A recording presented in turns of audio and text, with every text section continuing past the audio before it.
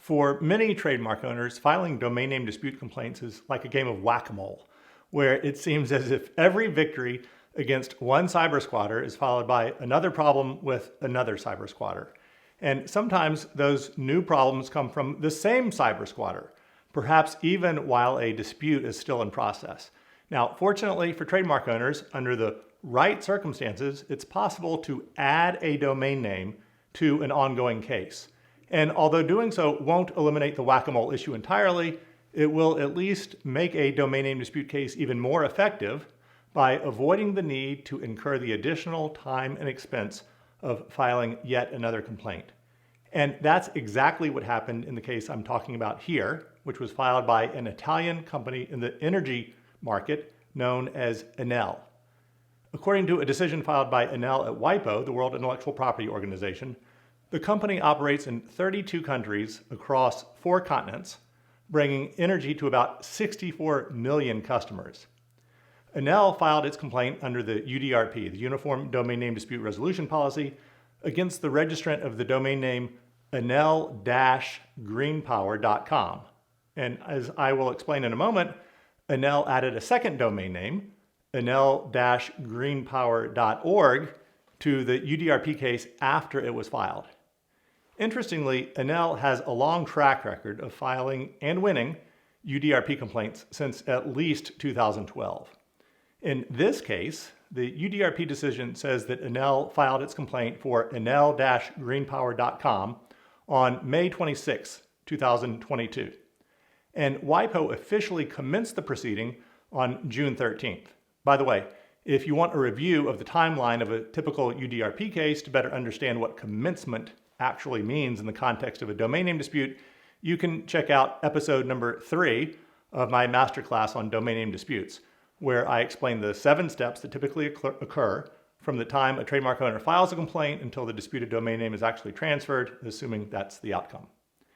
In any event, the UDRP decision in the Enel case says that Enel submitted a request to add the second domain name on June 16th, which was 3 days after commencement.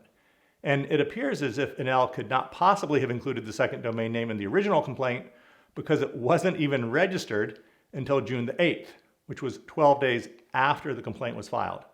Now, the UDRP doesn't specifically say anything about whether or how a domain name can be added to a complaint after commencement, or for that matter, at any time in the process. But the UDRP does say in Rule 3C that a UDRP complaint may relate to more than one domain name, provided that the domain names are registered by the same domain name holder. In other words, as I've explained in previous videos, a trademark owner can't just include multiple domain names in a single complaint because they're all identical or confusingly similar to one of its trademarks. But if all of the domain names are held by the same registrant, then consolidation is appropriate. As a side note, trying to understand whether multiple domain names are actually held by the same registrant is not always an easy task, especially where registrant names are hidden by privacy services or because of the European Union's GDPR, or General Data Protection Regulation. In the Enel case, the decision does not explain how Enel discovered the second domain name, enel-greenpower.org, after it filed the UDRP complaint for the first domain name, enel-greenpower.com, although it does say that the registrar provided different information about the registrant's identity after the complaint was filed. And this usually indicates that the registrant's identity was not disclosed publicly in the WHOIS record. It seems as if Enel was interested in both of these disputed domain names, not only because it holds trademark registrations for Enel and Enel Green Power, but also because Enel is the registrant of and uses the domain name enel-greenpower.com itself, which is obviously identical to the second level portion of both of the disputed domain names except for the dash or hyphen that appears in the disputed domain names. Plus, as the UDRP decision says, the first disputed domain name was being used in connection with a website that requests users to provide login information, and the second disputed domain name did not resolve to an active website. So what happened after Enel asked to add the second disputed domain name to the complaint? Based on the published decision, it appears as if the WIPO case manager probably deferred to the panelist who was appointed later. Once that happened, the panelist issued a procedural order to the respondent or domain name registrant, giving it 7 days to communicate whether it intended to make what it called a further response regarding the second domain name, although the respondent had not submitted a response on the original domain name in the first place. The procedural order also spelled out what additional steps the panelists would take if the respondent replied, but it appears as if the respondent did not do so, which is not surprising given that most cyber squatters never bother to file a response. As a result, here's what happened.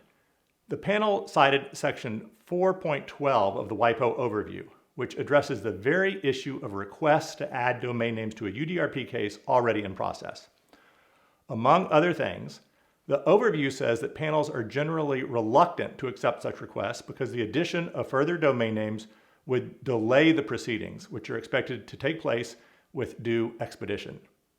However, the panel here concluded that it would be appropriate to add the second domain name to the case. Specifically, the panel wrote, following the issuance of the panel order, noting that the respondent is the same for both domain names, the panel considered it to be fair and practical and not prejudicial to the respondent for the additional domain name, enel-greenpower.org, to be considered as part of this proceeding.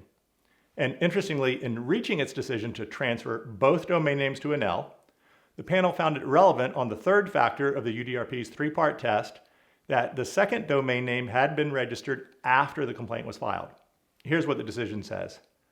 The panel moreover notes that the registration of the additional domain name after notice of this proceeding shows a clear attempt to add time and costs and generally to frustrate the efficiency of the present proceedings.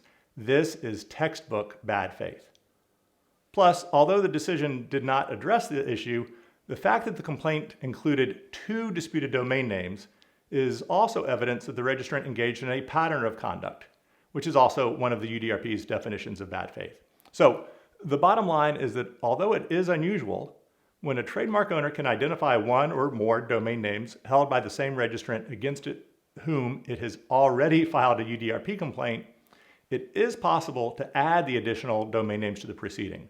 And if the panel allows it, doing so will save time and money and also even strengthen the case. If you want to learn more about the UDRP, please check out my masterclass on domain name disputes, as well as other resources on my GigaLaw website.